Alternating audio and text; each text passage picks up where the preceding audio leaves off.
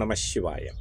உறவுகள் அனைவருக்கும் அன்பு வணக்கம். எல்லோரும் நலமாக இருக்கிறீர்கள் நினைக்கின்றேன். எல்லோரும் நலமாக இருக்க வேண்டும் என்று எல்லாம் வல்ல இறைவனை பிரார்த்தித்தவனாக வளமை போன்று ஒவ்வொரு குரலை காணொலி வடிவிலே பதிவிட்டு வருகின்றேன். அந்த வகையில் இன்று நாங்கள் காண்க இருக்கின்ற குரல் 1330 குரலிலே 346வது குரலாக அமைய இருக்கின்றது. நல்லொரு குரலாகவும் நல்ல உரைகளாகவும் அமைய பெற்றிருக்கின்றது. முதலில் நாங்கள் குரலை காண்போமாக இருந்தால், யானெனும் செருக்கறுப்பான் வானோர்க்கு உயர்ந்த உலகம் புகும்.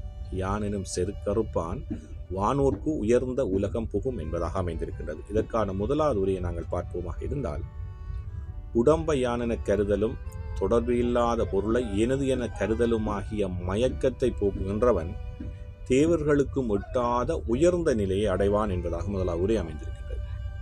இந்த உடம்பை நான் என்ற அகந்தையும், உடம்பை வைத்து நான் என்ற அகந்தையையும், மற்ற பொருட்கள் மீது இது என்னுடைய பொருள் என்று சொல்லுகின்ற அந்த பற்றுதலையும் எவன் விட்டொழிக்கின்றானோ அவ்வாறான மனநிலைமை படைத்தவன் தேவர்களை விட உயர்ந்த ஒரு நிலையை, நல்லொரு புகழை அடைவான் என்பதாக முதலாவது உரை அமைந்திருக்கின்றது.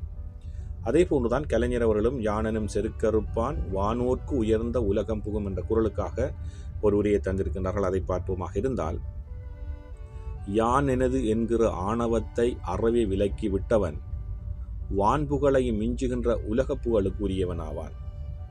நான் எனது என்கிற ஆணவத்தை அல்லது கர்வத்தை, இது என்னுடையது என்ற அந்த சிந்தனையை விட்டொழிக்கின்றவன் வான்புகளுக்கும் இருக்கின்ற தேவர்களை விட, வானுலகத்தை விட, விண்ணுலகத்தை விட மேலான ஒரு புகழை, மேலான ஒரு உலகத்தை, நல்லொரு மதிப்பை, நல்லொரு புகழை அவன் அடைவான் என்பதாகத்தான் கலைஞருடைய உரையும் அமைந்திருக்கின்றது. அதே போன்றுதான் சாலமன் பாப்பையா அவர்களும் யானெனும் செருக்கறுப்பான் வானோர்க்கு உயர்ந்த உலகம் புகும் என்ற குரலுக்காக அவரும் ஒரு சற்று வித்தியாசமான உரைநடையிலே ஒரு உரையை தந்திருக்கின்றார்கள். அதை பார்ப்போமாக இருந்தால், உடல் பற்றி நான் என்றும் பொருள் பற்றி எனது என்றும் வரும் செருக்கை மனதுள் இருந்து அறுத்து விட்டவன் வானவர்க்கு மேலான வீட்டுலகத்தை அடைவானான். நல்லொரு உரையாக அமைந்திருக்கின்றது. உடல் பற்றி நான் என்றும் பொருள் பற்றி எனது என்று வரும் செருக்கை மனதுக்குள் இருந்து அறுத்து விட்டவன் வானவர்க்கு மேலான வீட்டுலகத்தை அடைவான் என்பதாக அமைந்திருக்கின்றது. நான் என்ற சிரத்தையும், நான் என்ற அகந்தையும், இது என்னுடையது, என்னுடைய பொருள் என்கின்ற அந்த எண்ணத்தை எவன் விட்டொழிக்கின்றானோ, எவன் எல்லாம் என்னுடையது, நான் பெரியாள், நான் எனக்குரியது எல்லாம் என்று எவன் அந்த சிந்தனையிலிருந்து விடுபடுகின்றானோ அவன் இந்த விண்ணுலகத்தை விட, தேவருலகத்தை விட நல்லொரு உயர்ந்த ஒரு இடத்தை, நல்ல உயர்ந்த ஒரு புகழை, நல்லொரு நிலையை அடைவான் என்பதாக சாலமன் பாப்பனுடைய உரையும் அமைந்திருக்கின்றது. உண்மையிலேயே இன்றைய குரலுக்கான 3 உரைகளும் நல்ல உரைகளாக அமைந்திருக்கிறது. நான் இந்த அகந்தையை நாங்கள் விட்டொழிக்க வேண்டும், இது எனது, இது என்னுடையது என்ற சிந்தனையை நாங்கள் விட்டொழிக்க வேண்டும்.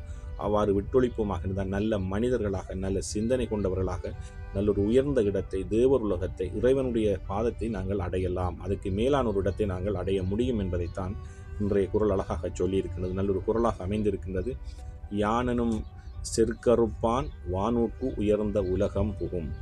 யானெனும் செருக்கறுப்பான் வானோர்க்கு உயர்ந்த உலகம் புகும் என்பதாக அமைந்திருக்கின்றது. நாங்களும் நான் என்ற அகந்தையையும், எனது என்ற சிந்தனையை நாங்கள் விட்டொழித்து நல்லவர்களாக, நல்ல மனிதர்களாக வாழ வேண்டும். ஓம் நம சிவாய. நன்றி, வணக்கம். அடுத்த குரலை சந்திக்கலாம்.